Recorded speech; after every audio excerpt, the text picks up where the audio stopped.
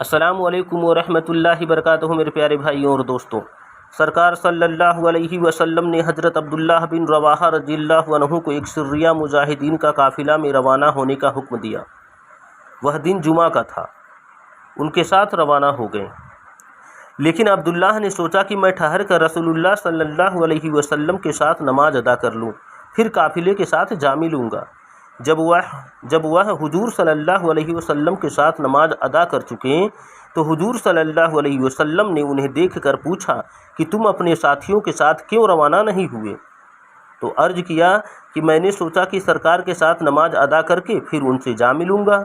تو آپ نے فرمایا کہ ساری کائنات زمین بھی تم خرچ کر ڈالو، تب بھی تم ان کے اس روانگی کی فضیلت نہ پا سکو گے۔ حضرت سعد بن ابی وقاص رضی اللہ عنہ فرماتے ہیں کہ وحد کے دن حضرت عبداللہ بن جحش نے مجھ سے کہا کہ جاؤ دعا کر لو۔ دونوں ایک طرف ہو گئے۔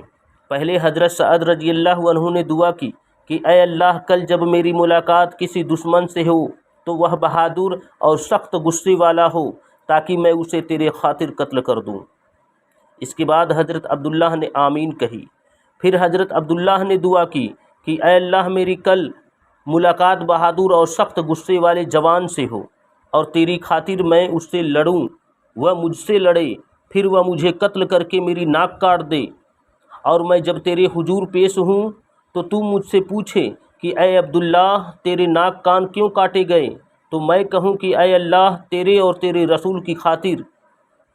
اللہ تعالیٰ فرمائے گا کہ تو نے سچ کہا۔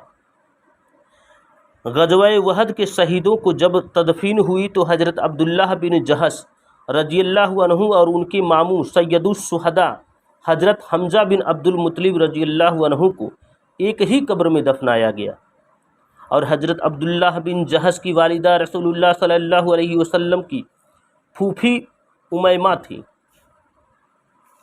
ہجرت کی خبر پاتے ہی حضرت ابو بکر صدیق رضی اللہ عنہ، رسول پاک صلی اللہ علیہ وسلم کی ہجرت کی خبر پاتے ہی حضرت ابو بکر صدیق رضی اللہ تعالیٰ عنہ نے 800 درہم میں دو اونٹنیاں خریدی اور ان کی پرورش کرتے رہے۔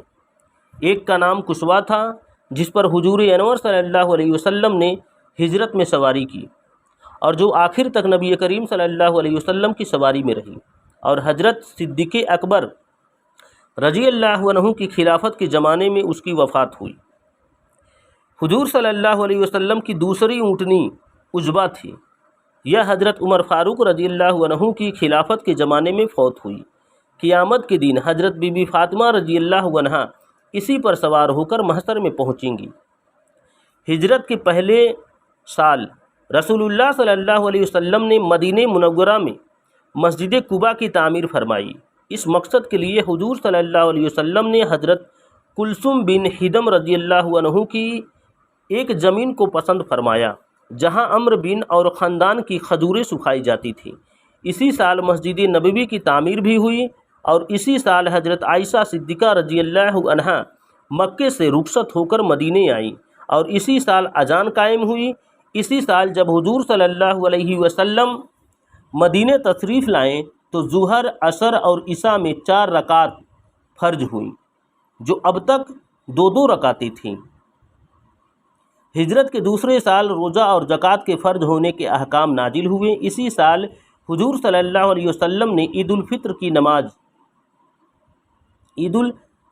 کی نماز جماعت کے ساتھ عیدگاہ میں ادا فرمائی۔ اسی سال صدقہ فطر ادا کرنے کا حکم بھی جاری ہوا، اور اسی سال 10 ذی الحجہ کو حضور صلی اللہ علیہ وسلم نے بقر عید کی نماز ادا فرمائی، اور نماز کے بعد 2 مینڈھوں کی قربانی فرمائی۔ یہی غزوہ بدر کا بھی سال ہے۔ ہجرت کے تیسرے سال جنگ احد ہوئی، جس میں حضور صلی اللہ علیہ وسلم کے پیارے چچا حضرت سیدنا حمزہ شہید ہوئے۔ اسی سال 15 رمضان کو حضرت امام حسن رضی اللہ عنہ کی ولادت ہوئی، اور اسی سال حضور صلی اللہ علیہ وسلم نے حضرت عمر رضی اللہ عنہ کی بیٹی بی بی حفصہ سے نکاح فرمایا، اور اسی سال حضرت عثمان غنی رضی اللہ عنہ کا نکاح ہوا۔ حضور صلی اللہ علیہ وسلم کی صاحبزادی حضرت ام کلثوم سے ہوا۔ اسی سال میراث کے احکام نازل ہوئے۔ اب تک کی مشرک عورتوں سے مسلمانوں کا نکاح جائز تھا، مگر سن 3 ہجری میں مشرک عورتوں کا مسلمانوں کے ساتھ نکاح ہمیشہ کے لیے حرام قرار دیا گیا۔ یہ حدیث سیرت المصطفیٰ عبد المصطفیٰ اعظمی رحمۃ اللہ علیہ کا ہے۔